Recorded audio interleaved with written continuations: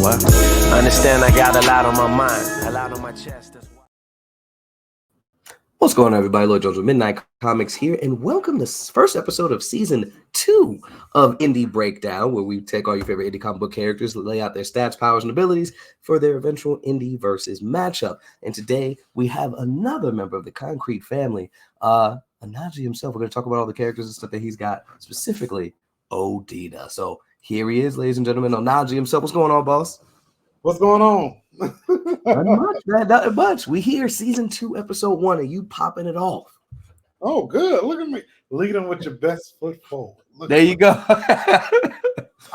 So, you've been in the game for a second. You got five issues out for Odina. Correct me if 4 issues out. 4. 5 and 6 are going to be dropping at some point soon. Mm-hmm. Let's talk about the inspiration first, man. How did Odina come to be? Odina came to be when, because originally when I created a comic book, it wasn't actually Odina. It was the Devin Lennox character. I was going to do it originally from his perspective. But when I was doing my research on a lot of indie creators, it was like a lot of them had, the male characters. So I didn't want to typically get shuffled in with the rest. And I was like, well, there's not many black female characters. Like, you can't initially count on one hand, like, how many there are. I mean, before now. Oh, yeah, for sure. It's very few and far between. Yeah, like, you could literally go up to before 2020, maybe, or before Black Panther. You could literally go up to anyone and be like, name at least 5 black female superhero characters. And they probably would be like Storm. And then they'll go pause after that because that's the one. So I was like, well, why don't I create, an African American female superhero? And then I remember watching The View one day.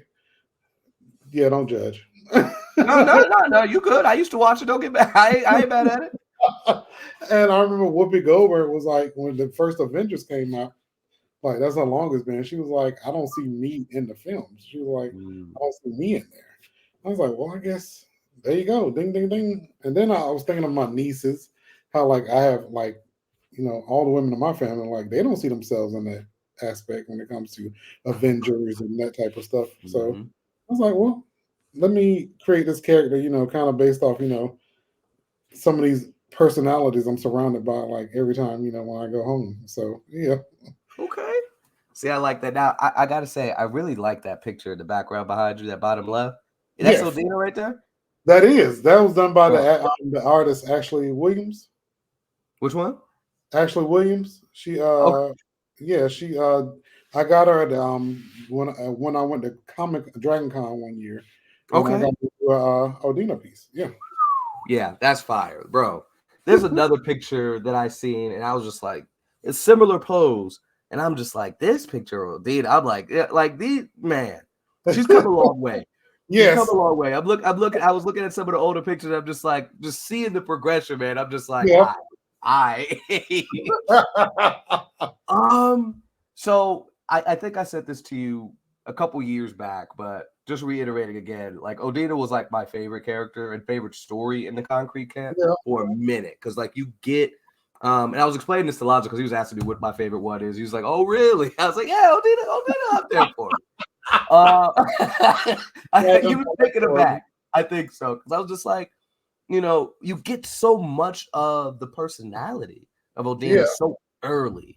I think in the early days, I think we're seeing in indie now, people are acclimating a little bit more, but like even when we first came in, it felt like there was a lot of rushing. Like, I don't know if I'm getting the next issue, so let me put exposition about the event and the story, but I don't know the character, right? But with Odina, you get the personality, you get the attitude, you get who she is and the relationship with the people, and you see it play. So it's so integral to the story. So kudos to that. She's still top tier for me. So let's get into the powers then, bro. What all can she do? Well, I wanted to create her so she would be on par with the Supergirls and the Power Girls and them. So, like, she, I kind of go by you ever seen the Marvel trading cards where they would give you the ratings, yeah. So I usually go by that in my mind. But I wanted someone who is just as strong and invulnerable and just as indestructible as Supergirl, but just as reckless as a Power Girl. I like And that. yeah, but still just as kind of like, still hold her own. Like she's gonna be one of, the big guns you go to. So, and to be honest with you, being that she is, a unique individual, like I've had power sets for Odina that I haven't yet to reveal in this Ooh. actually, yeah, she'll come into that in the volume 2 of the Okay. story. Start to see like an evolution of her into possible, I won't say godhood, but Okay. Right. Well, that tracks with what you've already laid the groundwork for in the first 4 issues. You see, so I guess that's really exciting for me because, like, of course, we see the superhero strength and stuff like that, but to see that there's still a level of progression, like I know one of the things that held her back until the humbling, if we would, was just kind of her demeanor, right? Like she was. There's nobody to really contend with. She's her, no, yeah, and so now it's like, okay, let me take this serious. Let me yeah, get the training in. But to hear that there's even further progression beyond that point, I'm I'm definitely excited. yeah. Yeah, and that's why I love, and that's what I like about the show, Invincible. Like, even the character overall is just like, he sees himself as this invincible character, but but he's not really because he gets handled Because he like get whooped on, boy. he constantly gets whooped. But there's a story there where he's gonna evolve, and that's what I love about the characters of books is seeing the characters go from that story arc to like where they are now. And so with Odina, I kind of want to do that where it's not she just coming out the gate like moving mountains and stuff. I want it to be like a slow build up. Yeah. How do you build the stakes at that point if she can do everything? Yeah. Day one? Yeah. So all right, so let's dive deeper then with that. So we know so from just basically reading the books, we got superhuman strength, flight, speed, I guess we'll dive into as well. Yeah. But let's scale that. Like how I know we made the comparison of a Supergirl and Power Girl and stuff like that. At this point in time, what's she lifting right now? You know what I'm saying? What is she dropping mountains on people or is there a limit under that? She could actually move a mountain if she could. Okay. Yeah. But in her head, she's not going to because, she's thinking like she could do some damage, but she don't know her limits per se. Yeah. Yeah. So, Okay. but trust me, like Okay. what I got planned for Odina, you're gonna be like, oh snap. Like Okay. I'll say this. One involves like moving a city, and that's all I'm gonna say. Okay. Volume two. Here we go. Yo. Okay. So now, Tasha Pika from around the corner, like, sir. So okay. So for right now, then, so we know that. Well, she's really just throwing her weight around. Like she doesn't know to an extent. What is she knowingly able to do now in regards to strongest feats? I would say, the battleships, like she can definitely call it like Okay. yeah. So like that type of level. Yeah. So then the next one, and this is the one, so talking about speed, because I know in issue 1, she's talking to the squad and they're like, hey, we need your backup. And then boom, 5 seconds later, she's there. How fast is she moving? Now, Mach 3 is her speed flying through there. Like yeah, she's booming through. And that's still like she got to get going. Like she's not like Flash where she just takes off. Like it's kind of like momentum. Yeah. Okay. Now, I want to ask about durability. And again, the humbling. I remember you kept saying she's gonna get humbled, and that's stuck with me since. That humbling. The question is the durability. Yeah. Now, obviously, we know about Lady T. We know she built different. But what kind of damage? What can humanity throw at Odina that would have dished out that same level of impact, or been able to humble Odina in that type of way? Is there anything that we could have done, or is this just God tier combat? Well, honestly, it could poison. Okay. Like all you want to know is that like even like with her level, like, because even though that is a god tier level, like ass kicking she took, Mhm. like, and she still was able to take it because she has a higher vulnerability. You know, Mhm. some people, you know, from the inside, a lot of people don't know, you know, sometimes special poisons can do the work. Gotta do the job. Yeah. Okay. And then reverting back slightly, then what kind of, like, if we shot like tank rounds at her, she Yeah. ain't really gonna be affected. But like if No. we, bunker buster type joint, she might need to watch out. Yeah. Okay. Okay. Now, of course, all this is preparation for an indie versus matchup. So, like, if you end up on the randomizer wheel, I'm just kind of like, all right, obviously, if she goes against, we interviewed Deja Vu a while back too. Obviously, she goes against Deja Vu. We know what's happening there, right? But no shots, Diary. But that's outside the weight class. Yes. You got a character like All Star, by Ronnie Creates, and he pulls energy from stars and stuff like that. Yeah. But now we got a question of, the tiers of, gods and stuff in the concrete universe, right? Versus somebody that can pull energies from all the stars in the galaxy. Yeah.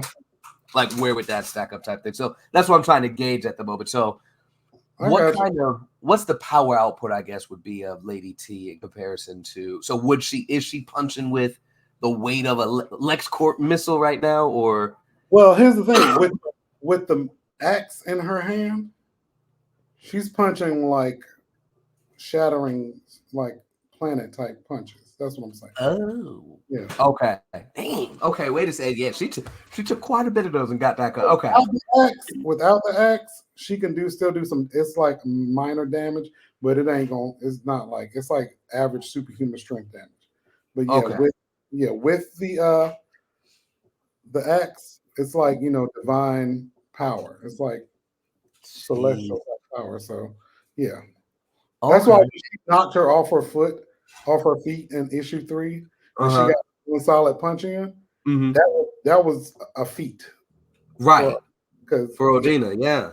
And I was rereading that portion, and I'm just like, yo, because even she smiled when she was on the way, getting ready to get hit. When Odina was on her way back, about to hit her, Lady T smiled like, yeah, let me see what this girl is about. Right like I love every bit of that because that was something I said in issue 5, which I can't that even like my editor was cracking up at like what Odina said. So I wish I could tell you what she says. So I don't want to be spoiled. Like I don't want to be spoiled. I want to read it with the rest of the folks. The story is fire, bro. The story is fire. Thank you so much. I want to talk about her training. Like, what kind of level of training? Because from what we see, she feels more like a brawler, right? But I don't want to assume that's the case because people say the same thing about Superman, but really you find out, he knows Kryptonian martial arts, other stuff. So what, pre-training Odina, right? What did she have? And then, of course, if you want to dive into what she's done in issue 4, I guess, as far as we know in regards to her training at that point, where she stands. So on the Marvel scale, that level 7, 1 through 7, she will probably be a 4, which is normal human with average combat training. I mean, she's trained in combat, just hand, unarmed, all that stuff. She's not going to be a martial artist yet. She's not like superb skill like that, but she's definitely still quick on her feet where she's going to like punches, kickers, she knows defenses, all that stuff. So she's definitely like a level 4. In issue 4, she receives additional training. Now, Sister Asima is like, she's skilled. Like, she knows like levels to like take a person down even with her fingers. So she's only going to teach Odina kind of like, like more like defense, like tactics, and also when to like punch, where to hit people, and that type of stuff. So she's giving her a level up, but it's going to be more that she'll teach her eventually because yeah. Okay. And out of curiosity, how long has Sister Asima been around for? She's been around for a minute. She has her own little story, but she's been around for a minute too. She's older than she looks. So yeah. I don't know, like how she carries herself. I'm just like, because she was walking with I don't know how to pronounce the guy's name, the bald-headed guy that showed up. Yes. And we know that he's been around for a second. So that's so okay. Like just how she carried herself and who she was traveling with, I'm like, okay. Yeah. So okay, we got training, we got speed, we got the durability. Is there, and this is not necessarily in the book or anything like that, I guess. I was gonna say, outside of just some straight hands, bro, is there some hidden ability? Yeah, I guess it's kind of spoilery, but okay. All right, I see the facial expression. I see the facial expression. um, so okay, okay. So there are some abilities there. So I'll ask this: Does it? I'll give you one. I'll give you one. One that ladies and gentlemen, here on Indie Break. um so she will have she'll develop like her voice will do this thing where she like it hits a note. Mhm. I call it the 808, where it's like a boom note where she can shout it out and it kind of like it could level some shit. So like not like a sonic cry, but kind of like this one note would go boom and like it kind of like ricochets, like it shatters stuff. So like I call it her 808, but yeah, because it's Volume 2, and we're only 2 issues away from that point. But when you get to volume 2 at this point now, because this is it, 5 and 6 next year. Yeah. Who says 5 might not be sooner? Okay, watch out. Watch out. Hold on. Listen, God bless if you you. surprise us with that 2023 still, if you surprise us with that, boy, Merry Christmas. Merry Christmas. No, so healing factor. Yes. Is that she has that to an extent because, like, obviously she got her tail whooped before she was functional. How, if you were to rank the healing factor that she has from characters in mainstream, what would we be looking at in regards to comparison? Like Deathstroke or like Wolverine, I'm trying to think. I guess she would definitely be more like on the lines of like Wonder Woman. I see. Her divine blood, like, Mhm. kind of like on that level, that type of healing, where it's not gonna be like, I don't know, say like I don't know, is that the same as Deadpool in them? Like I've never seen Wonder Woman. No. So like Deadpool, I mean, yeah, he'll get his whole head chopped off, limbs chopped off all over the place and come back. Yeah. Wonder Woman ain't coming back from that. Yeah. So okay. Um, So yeah, for okay. her it's definitely more like an accelerated healing type thing, more like from I don't know about limbs since she's already invulnerable. So Okay. yeah. Oh yeah, Tasha in the background says like Flash, well he'll heal a little faster, Yeah. but okay. But if it's a Yeah. death wound, like nah, it's a death wound. He's out of there. Yeah. Gotcha. Yeah. Another question then: Can she? Obviously, we haven't seen this in the. We haven't seen this in the story. Can she breathe in space by chance? You know what? No, she can't. She can go like a few seconds, but no, she cannot. Okay. And this was brought up amongst another character, who I'm not going to say. And the other character said that he was going to. Well, I can't say too much, but yeah. Okay. But yeah, no. But she eventually will, though. But, Okay. like she can go. She can go up to a certain level, but she can't stay up there. Okay. So so durability wise, so she can for a couple seconds at the very least it survive the vacuum of space. Yeah. Okay, that's okay. And I know we talked about speed already. You said Mach 3? Yeah. Okay. Now, in regards to, because of course that's like traversal speed, right? In regards to reacting to stuff, and I guess this would be kind of power scaling Lady T at the same time here, but how fast is she reacting to punches or, let's say, somebody shooting a machine gun and stuff at her? Is she doing the Wonder Woman? Is she blocking that? Or is she kind of like Flash or Quicksilver where she's just kind of getting out of the way like, No, right. she kind of like Superman where she's just going to take it. Okay. Yeah. It don't even matter. Like, okay, man. Yeah. It's just gonna be like, ding, ding, ding, ding, ding. Yeah. She ain't doing all this, none of that. No, she ain't that quick. So, so then with that, let's talk about the level of control then with her strength, right? So with how strong she is was there? Let's go back further. when she's born with these abilities, or is that she's born with these abilities, or these abilities popped up later on? Okay, she's born. So her actual origin is not what it seems. I wonder if I should reveal it. I mean, oh no. okay. We'll go and read it if y'all want to know the full origins and everything like that. Y'all make sure y'all pick up everything he got going on as it relates to the character Odina. Yeah. I'll tell you, like, yeah, it's like, I will say this: even Lady T is tied into her origin. So Okay. You said what time? She said she thought she was half guys. Well, she's like a hybrid of some sort. yeah. Okay. So why I was asking that was to figure out like the level of control that she has with these abilities, right? Because obviously, like even flying at Mach 3, just going over,